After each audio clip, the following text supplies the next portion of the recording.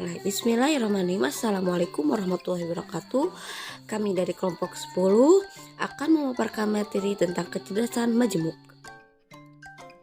Untuk para pemateri, yang pertama ada Nazmi Nuraila dengan NIM 119100047, dan yang kedua ada Raden Lebayung Putri dengan NIM 119100055. Untuk pemateri yang ketiga ada Sama Parjia Hidayat dengan NIM 119100065.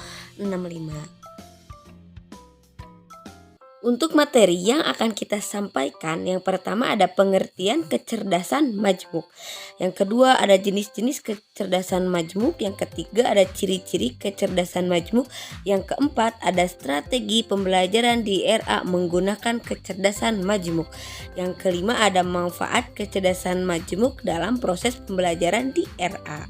Untuk pemateri pertama yang akan disampaikan oleh Nazmi Nuraila, yaitu pengertian kecerdasan majemuk.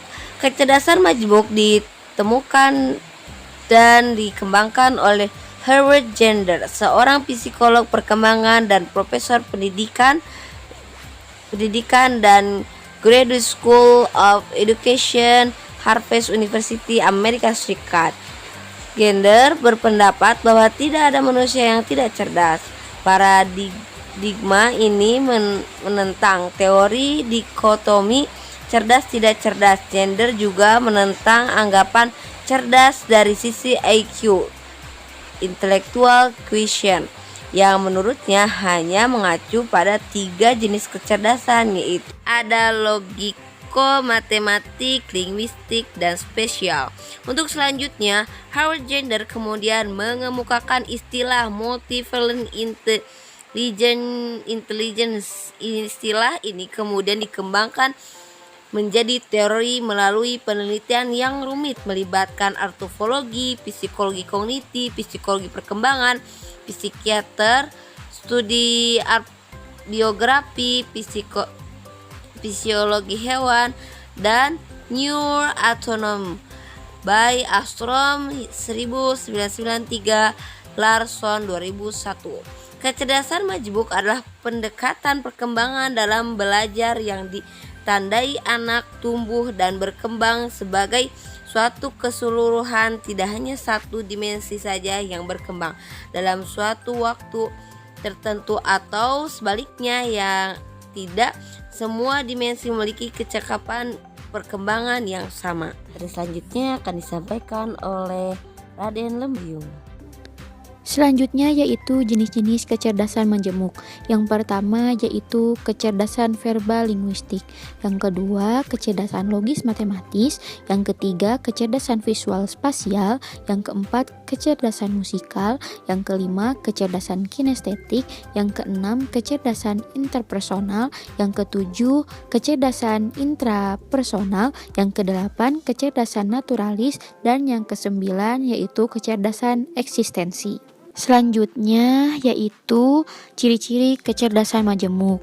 Yang pertama, kepekaan terhadap bahasa dan kata-kata.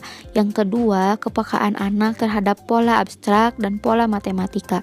Yang ketiga, kepekaan terhadap kondisi dan situasi. Yang keempat, menjalankan berbagai aktivitas fisik yang berorientasi mengolah tubuh. Yang kelima, kepekaan terhadap nada, tempo, dan irama musik. Yang keenam, kepekaan terhadap diri dan kesadaran dirinya. Yang ketujuh, kepekaan terhadap hubungan diri dengan lingkungan sosialnya. Yang kedelapan, kepekaan terhadap berbagai bagian di lingkungan alam. Yang selanjutnya akan disampaikan oleh Sama Parjia. Bismillahirrahmanirrahim. Selanjutnya ada strategi pembelajaran di RA menggunakan kecerdasan majemuk.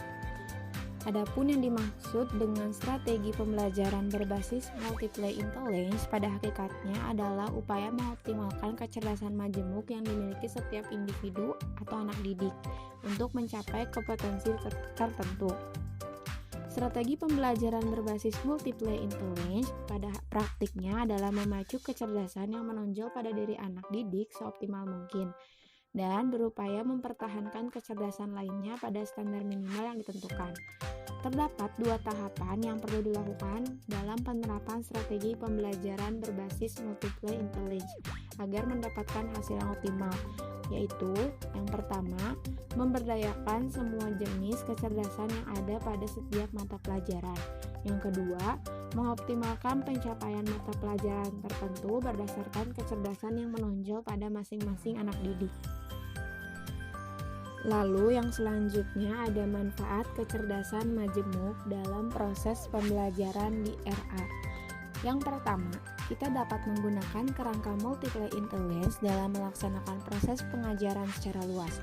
Aktivitas yang bisa dilakukan seperti menggambar, menciptakan lagu, mendengarkan musik, melihat suatu pertunjukan, dapat menjadi pintu masuk yang vital ke dalam proses belajar.